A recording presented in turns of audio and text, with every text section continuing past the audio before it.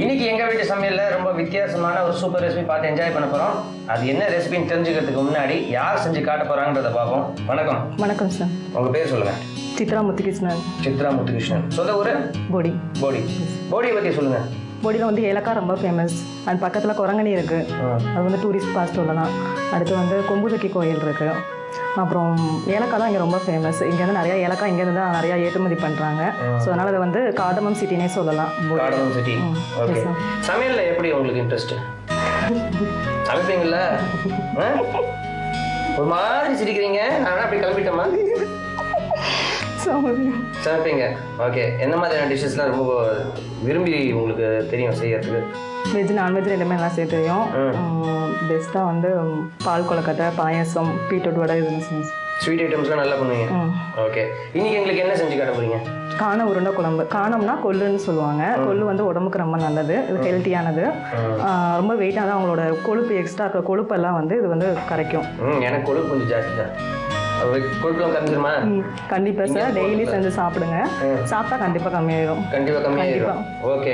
எனக்கு இருக்கிற கொழுப்பெல்லாம் இன்னைக்கு கரைக்க போறோம். கொள்ளு வச்சு நம்மளுக்கு வந்து ஒரு உருண்டை குழம்பு.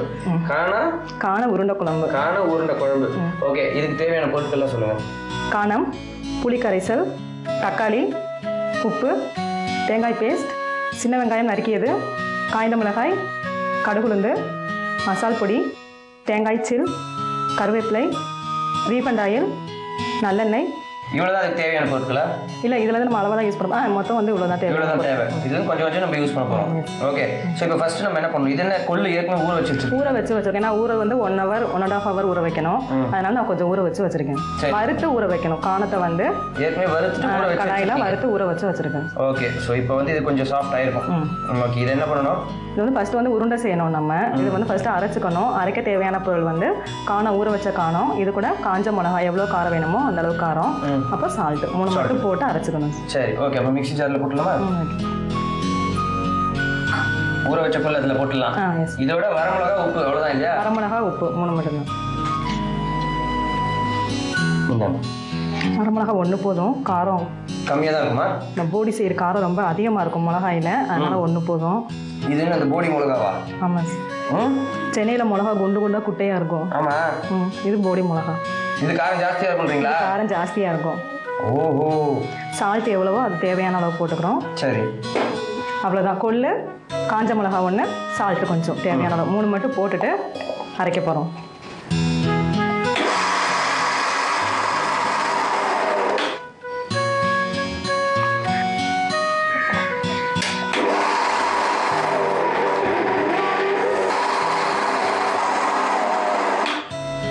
தண்ணி பத்தலை, கொஞ்சம் தண்ணி இதில் ஆட் பண்ணிக்கணும். கொஞ்சமாக ஊற்றலாமா? கொஞ்சமாக ஊற்றி. ஓகே, போதும்.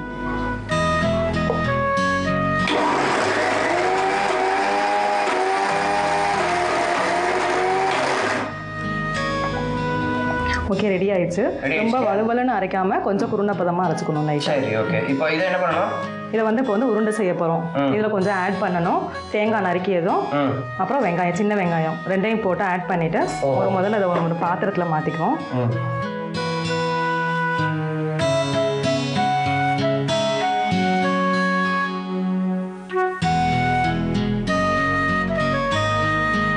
ஸோ இப்போ இதில் என்ன ஆட் பண்ணணும்? இது கூட தேங்காய் நறுக்கியதும், சின்ன வெங்காயம் நறுக்கி வச்சது 2ஐயும் இது வந்து ஆட் பண்ண போகிறோம்.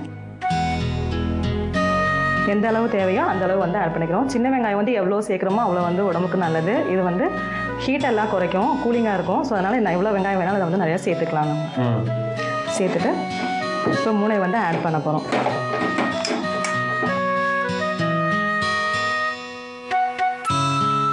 ஸோ இப்போ இதை வந்து வேக வைக்கணும் இல்லையா? ஆமாம் சார். ஸோ அடுப்பு பற்ற வச்சு ஃபஸ்ட்டு வந்து இட்லி பாத்திரத்தில் தண்ணி வச்சு வைக்கணும்.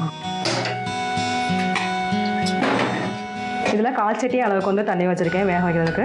இப்போ தட்டில் வந்து ஒரு ஈர துணியை விரிச்சிட்டு இதில் வந்து உருண்டை வச்சு அதில் வேக வைக்க போகிறோம். சரி. உருண்டை வந்து இந்த அளவுக்கு இருந்தால் போதும். சரி. ரொம்ப பெருசாக இருந்தாலும் வேகிறதுக்கு வந்து லேட் ஆகும். ஸோ அதனால் வந்து சின்ன சின்ன உருண்டையாக ஒட்டி வச்சேன்.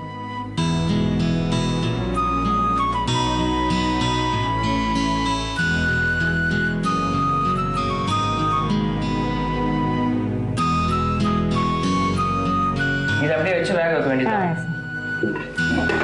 இதுக்கப்புறம் என்ன பண்ணணும்? இதுக்கப்புறம் வந்து புளிக்குழம்பு ரெடி பண்ணுற மாதிரி அந்த சைடு வந்து கடாயில் குழம்பு வந்து ரெடி பண்ணணும். இப்போ வந்து அது நல்ல ஸ்டீம் ஆயிருக்கும் இல்லையா? ஆயிருக்கும் சார். இதை அடுப்பு ஆஃப் பண்ணிடலாம். இல்லை பார்த்துக்குறோம் வெந்துருச்சானு. சரி, ஃபர்ஸ்ட் வெந்துருச்சான்னு பார்க்கறதுக்கு அந்த சிறுகோணி இருக்கும் இல்லையா பார்த்தீங்களா, அதை வந்து இப்படி நல்லா குத்தி பார்த்தீங்கன்னா தெரியும் வெந்துருச்சு. ஓகே, ஸோ இப்போ இதை வந்து இதை தனியாக எடுத்து வச்சுலாமா? ஒரு தட்டில் எடுத்து இப்படி வச்சு இந்த அடுப்பை பற்ற வச்சுக்கோம். இப்போ குழம்புக்கு வந்து ரெடி பண்ண போகிறோம். ஸோ ஸ்டவ்வை பற்ற வச்சுட்டு கடாய் வச்சுட்டு ஃபஸ்ட்டு வந்து ரீஃபண்ட் ஆயில் வந்து தேவையான அளவு ஊற்ற போகிறோம்.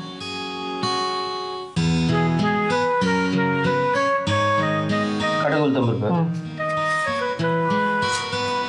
இது நல்லா பொரிஞ்ச பிறகு அதுக்கப்புறம் கருவேப்பிலை. ஸோ கடுகு பொரியனால கொஞ்சம் சிம்மில் வச்சுக்கோங்க. கருவேப்பிலை மொத்தமாக போட்டலாமா? போட்டுருங்க.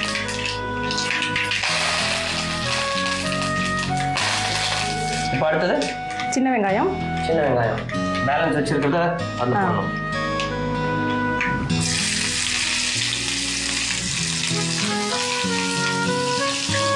போட்டு நல்லா வதக்கிக்கிறோம்.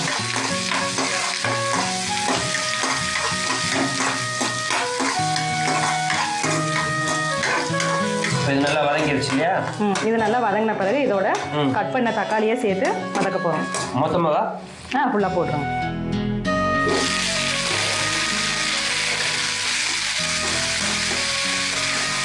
இப்போ இது நல்லா வதங்கிடுச்சு.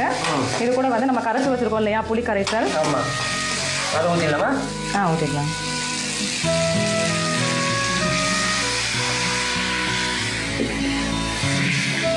அதுக்கப்புறம் மசால் பொடி எவ்வளோ போடணும்? அது 1.5 ஸ்பூன் போடுங்க. போதும். தேங்காய் பேஸ்ட் மொத்தமாவா? மொத்தமாக ஊற்றிடுங்க. அதுக்கப்புறம் தேவையான அளவு உப்பு,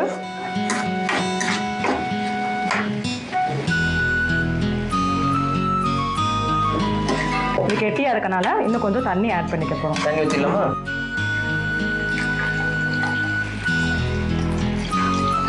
இது ஒரு 10 or 15 minutes இது வந்து கொதிச்சு நல்லா கொதிக்கணும். கொதிச்சு இந்த மசாலா அந்த ஸ்மெல் எல்லாம் போகணும். ஸோ 15 minutes வந்து இது கொதிச்சு வேகணும். சரி, இந்த குழம்பு வந்து நல்லா 15 minutes கொதிச்சதுன்னா நம்மளோட இந்த பச்சை வாசனைலாம் போயிடும். அதுக்கப்புறம் நம்ம என்ன பண்ண போகிறோன்றதை பார்ப்போம். அது வரைக்கும் நம்ம வெயிட் பண்ணி பார்ப்போம்.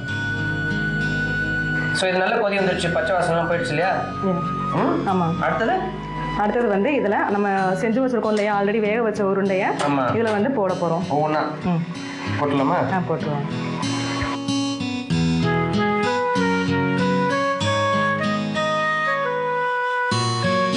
போட்டுட்டு லைட்டாக சிம்மில் வச்சுட்டு ஒரு 5 minutes இந்த மசாலாலாம் இந்த இதில் வந்து இறங்குறதுக்காக ஒரு 5 minutes வந்து வைக்க போகிறோம் அடுப்புலேயே அப்படியேவும். ஓகே, அதுக்கப்புறம் நம்மளோட இதோட பேர் என்ன சொன்னீங்க? காண உருண்டை குழம்பு. இது எதோட எல்லாம் சாப்பிட்டா நல்லா இருக்கும்? சாப்பாடு கூட சாப்பிடலாம். தோசை, இட்லி, சப்பாத்தி எல்லாத்துக்குமே சேர்த்துக்கலாம். சூப்பர். ஸோ இப்போ சாதத்துக்கு வந்து தனியாக பொரியல் தேவையில்லை. ஸோ இதவே குழம்பு ஊற்றிட்டு அதில் இருக்கிற அந்த உருண்டைகளை வந்து நம்ம வந்து பொரியலாக வச்சு சாப்பிட்டுக்கலாம். ஸோ இப்போ இது வந்து நல்ல கொதி வந்துருச்சு இல்லையா? இப்போ ஆஃப் பண்ணிட வேண்டியதானே? அவ்வளோதான், முடிஞ்சு. ஸோ ஆஃப் பண்ணிவிட்டு இதுக்கு மேலே வந்து கொஞ்சம் நல்லெண்ணெய் விட்டுக்க போகிறோம். இந்த நல்லெண்ணெய் எதுக்கு தனியாக ஊற்றுறீங்க?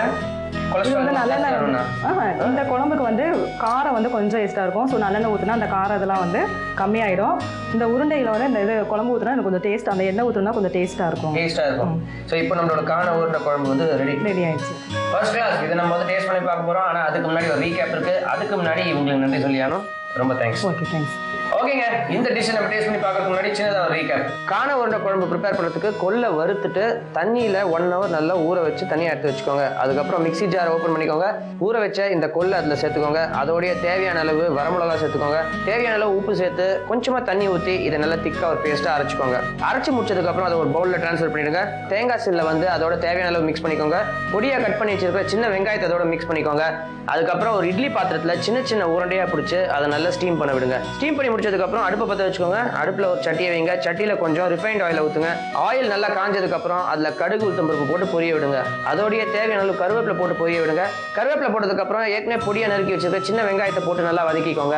அதுக்கப்புறம் பொடியை நறுக்கி வச்சிருக்க தக்காளி அதோட சேர்த்து நல்லா வதக்கிக்கோங்க. இதெல்லாம் நல்லா வதங்கினதுக்கப்புறம் கரைச்சி வச்சிருக்கிற புளியை வந்துட்டு அதோட சேர்த்துக்கோங்க. சேர்த்து நல்லா கொதி வந்ததுக்கப்புறம் தேவையான அளவு மசால் பொடி அதோட சேர்த்துக்கோங்க. அதுக்கப்புறம் அரைச்சி வச்சிருக்க தேங்காய் பேஸ்ட் அதோட சேர்த்து நல்லா மிக்ஸ் பண்ணிக்கோங்க. தேவையான அளவு உப்பு சேர்த்துக்கோங்க. தேவையான அளவு தண்ணி சேர்த்துட்டு ஒரு 15 மினிட்ஸ் அது நல்லா கொதிக்க விடுங்க. கொதி வந்ததுக்கப்புறம் ஏற்கனவே வேக வச்சிருக்கிற உருண்டை அதோட சேர்த்து இன்னொரு 5 மினிட்ஸ் நல்லா கொதிக்க விடுங்க.